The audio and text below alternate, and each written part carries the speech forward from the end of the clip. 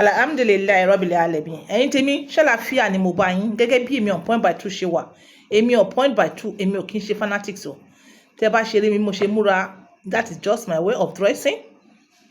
Èmi doctor ọkọ àti ìyàwó àti gbogbo àlàáfíà.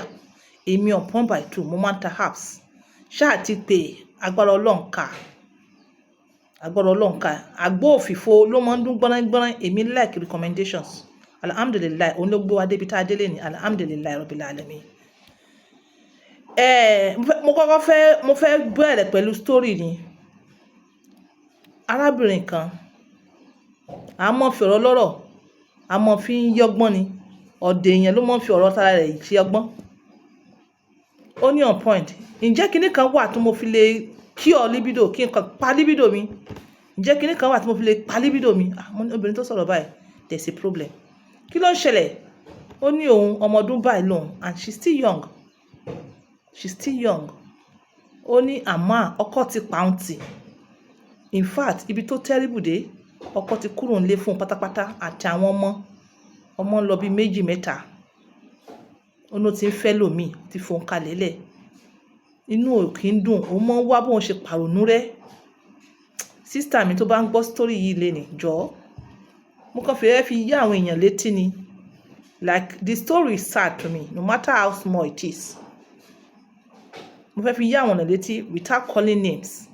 Ìwọ ọkùnrin tó bá rí pé sí story yẹn similar, ṣó yẹ adjustment ní kẹ́ ẹ ṣe. Obìnrin tẹ́ ẹ mọ̀ pé ẹ ti ná tán, ẹ fẹ́ ní kankan papọ̀ mọ́ pẹ̀lú ẹ̀. Ó lè jẹ́ pé obìnrin yìí ṣẹ̀yìn lóòótọ́. Ó lè jẹ́ pé ẹ ka mọ́ pẹ̀lú ọkùnrin. Ó lè jẹ́ pé ẹ ka mọ́ pẹ̀lú ogun. Ó lè jẹ́ pé ó ṣòfófó. Ó lè jẹ́ pé ó jalè. Ó lè jẹ́ wípé ó ṣe nǹkan tó ń dùn yín. Ó lè jẹ́ pé ó wọ nkoko mọ́ nǹkan tó yẹ kó wọ nkoko mọ́ inú bí yín. Ẹni ẹ̀ ní dáríjì mọ́ láíláí. Tó bá ti mọ̀ pé ò ní dáríjì mọ́ ní túlẹ̀ẹ̀lẹ̀. Èmi ò fún obìnrin ní guarantee pé kó mọ̀ ṣe kálọ̀. Ẹ̀yin obìnrin ṣe bẹ́ẹ̀ yìí náà rí bó ṣe ń lọ. Ẹ rí báwọn obìnrin ṣe ń tẹ́jú ọkọ mọ́lẹ̀. Ẹ rí ìgbésí ayé rádaràda táwọn obìnrin kan ń gbé láyé ìsìn. Kò rí bẹ́ẹ̀ láyé ìjọ́un. Kò rí bẹ́ẹ̀ láyé ìjọ́un. Síbẹ̀síbẹ̀ ẹ̀yin ọkùnrin ẹ mọ̀ ṣìlò pé ọkùnrin lá àǹfààní láti ṣe gbá, ọkùnrin àǹfààní láti ṣàwo, ọkùnrin Ọlọ́run sọ báyìí nínú àlùkùránì, Ọlọ́run sọ báyìí nínú ìwé mímọ́. Ẹ̀yin ẹ rántí pé báyé ìjọ́un ṣe rí, bẹ́ẹ̀ kọ́ láyé ìsìn ṣe rí. Ayé àwọn ànábì ayé ìsìn tá a wà yìí, àrùn pọ̀ ń ta. Tó bá ti mọ̀ pé ò lè dáríjì ìyàwó ẹ̀, wọ́n ní èṣù tá a mọ̀ ó bẹ́tà ju áńgẹ́lì tá a mọ̀ lọ. Ó gbóbìnrin náà ló ní problem one two or to the other. Bí ẹ̀yin ọkùnrin náà ṣe ní 1 2 or to the other. One problem to the other. Ìyàwó tó lọ́run fún ẹ láti kékeré tó o bá ti lè manage ẹ̀, báwo ló ṣe fẹ́ wá jẹ́? Tẹ́ ẹ bá ti ṣìyàn láti kékeré, ó ti tán nìyẹn. Àlámọ̀rí Ọlọ́run má jẹ́ ká àlámọ̀rí wa dàrú. Tẹ́ ẹ bá ti lè fẹ́ wrong wife láti young age yín lọ, I'm telling you, even though you've married another one, ẹ ṣì máa rántí yẹn. Ó lè máa bọ́ sí àpò ìbànújẹ́ fún yín lẹ́ẹ̀kọ̀ọ̀kan. Why not try to make it up with each other? Ṣé à kì í ṣe Ọlọ́run ni? Ní ìsìn báyìí mò ń sọ̀rọ̀ pẹ̀lú ọkùnrin àti obìnrin. Ṣé à kì í ṣe Ọlọ́run? Ó lóun fẹ́ pa libido. Mo ní rárá, mọ́ pa libido. Libido is happiness. Libido is productivities. But àwọn nǹkan mi tó ń ṣe lẹ́gbẹ̀gbẹ́ láti balance ọtún pọ́kọ̀ rẹ̀ ò sí nílé yẹn. Ó ní kó mọ̀ ṣe mọ́. Ìyẹn gangan ni ò dáa. Ìyẹn gangan ló máa cause any low esteem. So yẹn èmi kò sọ pé bóyá ó sọ̀rọ̀ pé òun padà yan àlè o, but ó ní nǹkan tó náà ń ṣe láti pàrònú rẹ̀, which is not okay by me.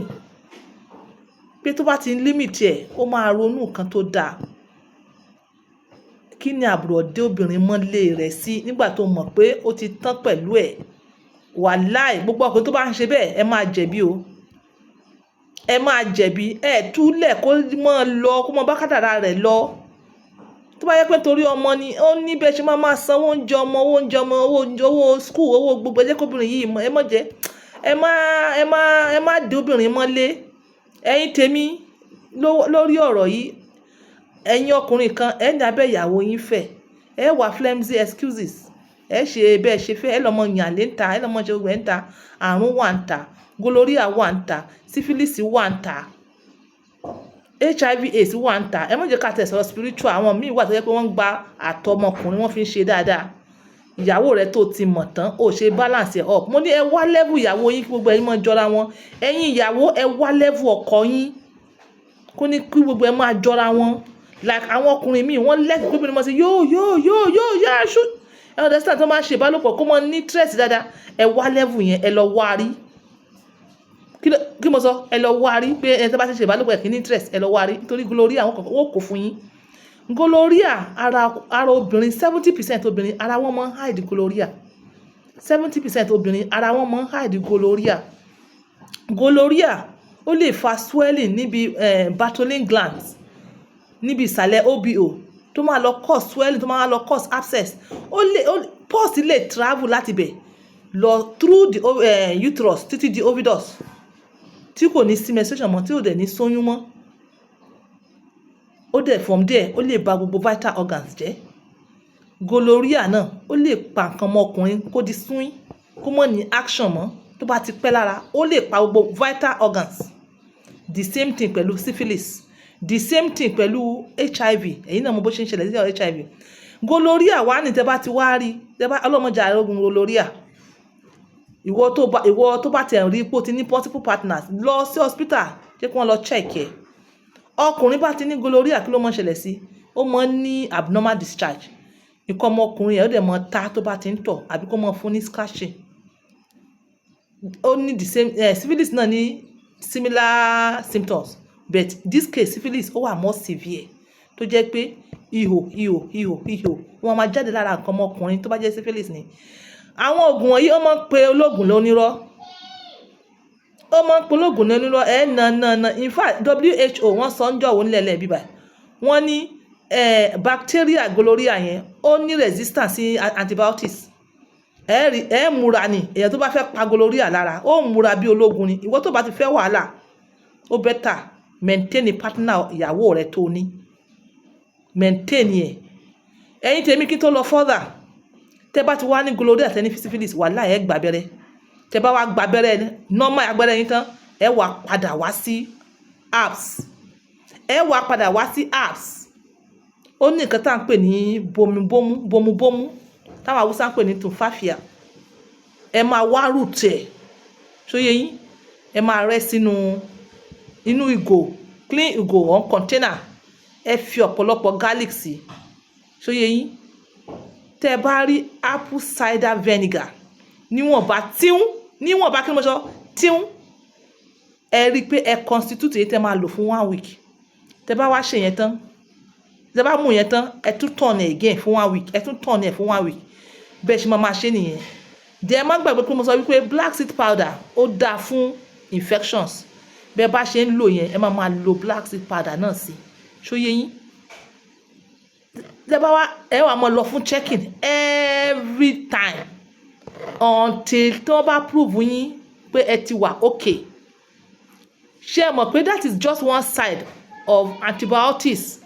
as ní herbs tí mo recommend àwọn àti ní mi o but briefly ìyẹn ni mo mú wá sí etí ìgbọ̀nyín lẹ́ni the same thing náà pẹ̀lú syphilis abẹ́rẹ́ wọ́n sọ pé wọ́n gba vitamin C abẹ́rẹ́ kó wọ́n dẹ̀ ń gba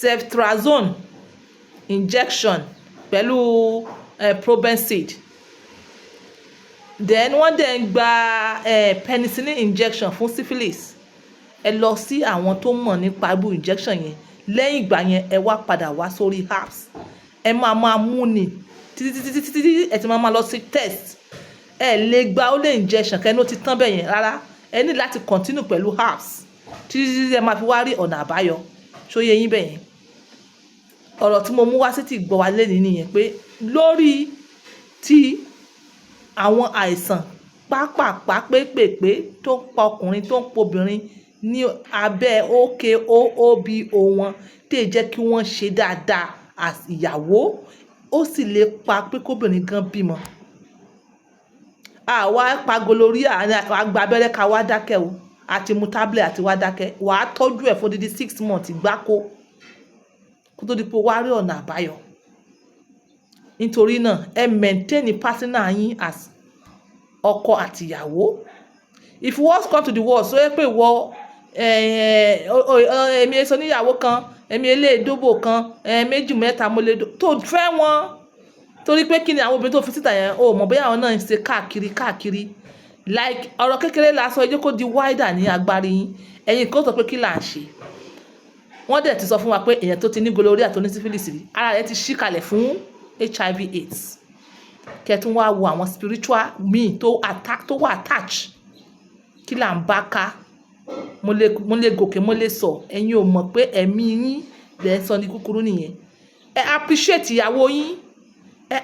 ìyàwó yín so ẹ join mi ẹ jẹ́ ká sọ ní the next video the same outfit title ní kẹ́ mọ̀ wò bí wọ́n ṣe ń dó obìnrin tó ojú abẹ́rẹ́ tó kéré bí wọ́n ṣe ń dó wọn oníkẹ́ join mi ọkọ àti ìyàwó lèmi on point bá wí o ìwọ ọmọ kékeré tó bá ní ọpọlọ kí ni wàá ṣe wàá mellow down wàá sọ pé kí ni ọ̀yá yìí sọ jẹ́ ń lò ó fún future kí wọ́n náà lè bá rí dùnú. This is on point by 2 using my words for others. Bye for now.